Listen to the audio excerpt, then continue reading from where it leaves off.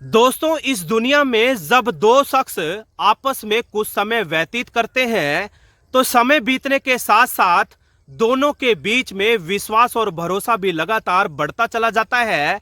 और बढ़े हुए विश्वास और भरोसे का फायदा उठाकर सामने वाला व्यक्ति कब विश्वासघात कर जाए कोई नहीं जानता।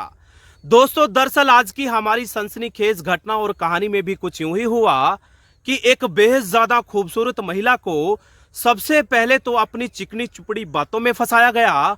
और जब लगभग लगभग वो चंगुल में फंस चुकी थी तो सबसे पहले तो उसके मजे लिए, फिर उसके बाद उससे पैसे ऐंठे और आखिरकार उसकी ही मौत की पटकथा लिख दी। तो दोस्तों, स्वागत है आप सभी का एक बार फिर एक और नई सनसनीखेज घटना और कहानी में। मैं हूं आपका अपना सुशील कश्यप हरियाणा से। दोस्तों, वीडियो की शुरुआत करूं उससे पहले मेरी दंडवत प्रार्थना है कि मुझे हौसला अफजाई के तौर पर सब्सक्राइब कर लें, शेयर कर लें, क्योंकि दोस्तों आपका शेयर करना, सब्सक्राइब करना मुझे लगातार हिम्मत देता है। आपको यूं ही जागरूक करता रहूं, आपको यूं ही लगातार अलर्ट करता रहूं।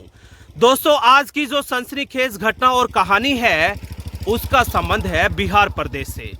दरअसल बिहार प्रदेश का एक जिला पड़ता है नालंदा, और उसी नालंदा जिले के अंतर्गत एक थाना पड़ता है वानी। और दोस्तों, उसी वानी थाना के अंतर्गत ग्रामीण इलाके की रहने वाली है सावित्री यादव। दरअसल सावित्री यादव दिखने और देखने में काफी ज्यादा खूबसूरत है। सावित्री इतनी ज्यादा खूबसूरत है कि ना केवल अपने गांव पड़ोस में बल्कि दूर दराज के इलाके में भी अपनी खूबसूरती की वजह से आए दिन लोगों की जुबान पर चर्चा का विषय बनी रहती है। दोस्तों, सावित्री यादव के बारे में और ज्यादा जानकारी जुटाई तो पता चलता है कि काफी लंबे अरसे से सावित्री यादव का अपने ही गांव पड़ोस में रहने वाले बंटी यादव के साथ प्रेम प्रसंग चल रहा है। दोस्तों, शुरुआती दौर में तो सावित्री और बंटी की दोस्ती हुई और देखते ही देखते जैसे जैसे समय बीता तो एक दूसरे के बीच में यकीन और भरोसा इस कदर बढ़ चुका था कि एक दूसरे के बिना वो रत्ती भर भी रह नहीं पा रहे थे। यानी कि एक दूसरे पर बेइंतहा यकीन करने लगे। दोस्तों, मैं बात कर रहा हूं 10 मार्च 2024 की शाम लगभग 7 बजे की, जब ना केवल परिवार के लोग बल्कि आस पड़ोस और दूर दराज के सगे संबंधी भी घर में जुटे हुए थे। क्योंकि जानकारी अनुसार 10 मार्च की देर शाम सावित्री के पोते दीपक का बर्थडे जो था, और बर्थडे पार्टी के सिलसिले में काफी बड़े संख्या में लोगों को निमंत्रण पत्र सौंपा गया था। यानी कि लोगों को दावत दी जा रही थी। हर कहीं लोग एक दूसरे को बधाई दे रहे थे, हर्षोल्लास के साथ बर्थडे का जश्न मनाने की तैयारी हो चुकी थी।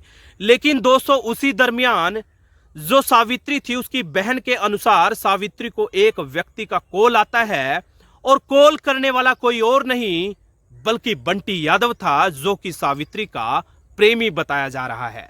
बंटी यादव बड़े ही शातिराना अंदाज में सावित्री को बोलता है कि जितनी जल्दी हो सके फला फला अकाउंट नंबर में 50,000 रुपए की रकम ट्रांसफर कर दो। दोस्तों, बंटी यादव ने दरअसल कई दिनों पहले सावित्री यादव के कई आपत्तिजनक फोटो और वीडियोस को अपने फोन के कैमरे में कैद कर लिए थे, और स्पष्ट लहजे में कह चुका था कि जरा भी होशियारी दिखाई तो तमाम वीडियोस को सोशल मीडिया के प्लेटफॉर्म पर पब्लिश कर दूंगा और तुम्हारी बची खुशी इज्जत मिट्टी में मिल जाएगी। दोस्तों, लेकिन जो सावित्री यादव थी वो बंटी के द्वारा आए दिन प्रताड़ित किए जाने से इतने ज्यादा परेशान और हताश हो चुकी थी कि रत्ती भर भी उसकी जुल्म जाती अब सहना नहीं चाहती थी। वो भी कहीं ना कहीं गुस्से में लाल होकर बंटी को जवाब दे देती है कि अब हद पार हो चुकी है, पानी सर से ऊपर जा चुका है। मैं या तो अपने पारिवारिक लोगों को तमाम घटना कहानी के बारे में साझा कर दूंगी, और यदि तुम ना माने तो बंटी तुम्हारे खिलाफ तमाम संगीन धाराओं में नजदीकी थाने वानी में मुकदमा दर्ज कराऊंगी। दोस्तों, कहीं न कहीं उस सावित्री की बहन की माने तो सावित्री वो फोन सुनने के बाद बाहर चली गई। तमाम लोगों ने घंटों मशक्कत करी, जद्दोजहद करी, लेकिन सावित्री है कि खोर खबर नहीं लग पा रही थी। तमाम लोग हार थक कर बैठ चुके थे और आखिरकार परेशान होकर नजदीकी लोगों ने थाने में इतला दे दी। दोस्तों, जैसे ही गुमशुदगी की रपट दर्ज कराई गई तो वानी थाना के थाना अध्यक्ष महोदय के नेतृत्व में भारी भरकम पुलिस फोर्स जहां तहां सावित्री की तलाश करना शुरू कर दिए थे। और दोस्तों, सुबह होते होते ग्रामीणों ने सावित्री की लाश बरगद के पेड़ पर लटकी हुई मिली। और जैसे ही लोगों ने लटकी हुई लाश को देखा तो चारों तरफ अफरा तफरी का माहौल था। हर कोई व्यक्ति ये जानना चाहता था कि आखिरकार हुआ क्या है, क्या पूरी घटना कहानी है। दोस्तों, ये पूरा मामला घटना कहानी एक दूसरे के माध्यम से दूर दराज के इलाके में इस कदर फैल चुका था जैसे कि जंगल में आग फैलती है। दूर दराज से भी काफी बड़ी संख्या में लोग मौके वारदात पर जुट चुके थे। कहीं न कहीं फोरेंसिक डॉग स्क्वाड तमाम तरीके की टीम में घटना स्थल पर पहुंचकर मौके का मुआयना कर रही थी और आखिरकार ऐसे सबूत की खोजबीन थी जिसका सहारा लेकर पूरी घटना कहानी का खुलासा हो सके, यानी कि मुजरिम तक गिरबान तक पहुंचा जा सके। दोस्तों, घंटों मशक्कत करने के बावजूद भी जांच एजेंसियों को कोई ऐसा सुराग हाथ नहीं लगा था जिसका सहारा लेकर पूरी घटना कहानी का खुलासा हो सके, यानी कि मुजरिम के गिरबान तक पहुंचा जा सके। बहरहाल दोस्तों, जैसे ही पूरी घटना कहानी सोशल मीडिया के माध्यम से देश दुनिया में बैठे हुए लोगों तक पहुंची तो लोगों को भी सोचने समझने पर मजबूर कर दिया।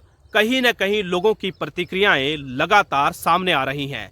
दोस्तों, इस पूरी घटना कहानी में क्या कुछ सामने आएगा ये तो अभी कुछ कहना जल्दबाजी होगी, क्योंकि दोस्तों जांच एजेंसियों की माने तो पुलिस बड़ी संजीदगी और तत्परता से गंभीरता से लगातार छानबीन कर रही है और जो भी मुजरिम होगा निश्चित तौर पर सख्त से सख्त कार्रवाई संगीन धाराओं के तहत अमल में लाई जाएगी और जो भी आरोपी होगा जल्द से जल्द उसको पकड़कर उसको सही मंजिल मुकाम यानी कि सलाखों के पीछे काल कोठरी में डाल दिया जाएगा। दोस्तों, एक बार जाते जाते जरूर कहना चाहूंगा कि मुजरिम चाहे कितना ही शातिर क्यों ना हो, कितने ही शातिराना अंदाज में कोई मुजरिम अपनी सनसनीखेज घटना और कहानी को अंजाम क्यों ना दे दे, लेकिन जो कानून होता है उसके हाथ बड़े होते हैं और कानून की जकड़ में यदि मुजरिम एक बार आ गया तो चाहकर भी अपने आप को छुड़ा नहीं पाएगा। बहरहाल दोस्तों, बची खुची जिंदगी आरोपियों को निश्चित तौर पर सलाखों के पीछे बैठकर गुजारनी पड़ेगी। उन्हीं सलाखों की काल कोठरी में बैठकर आरोपियों को अपने किए काले कारनामों का पछतावा करना होगा। तो दोस्तों, ये था आज का हमारा क्राइम एपिसोड। आप लोगों को कैसा लगा जरूर बताइएगा। दोस्तों, कोई भी आपका सवाल जवाब हो, कोई भी आप लोगों की इस घटना कहानी को लेकर प्रतिक्रिया हो तो कमेंट बॉक्स में जरूर दे देना।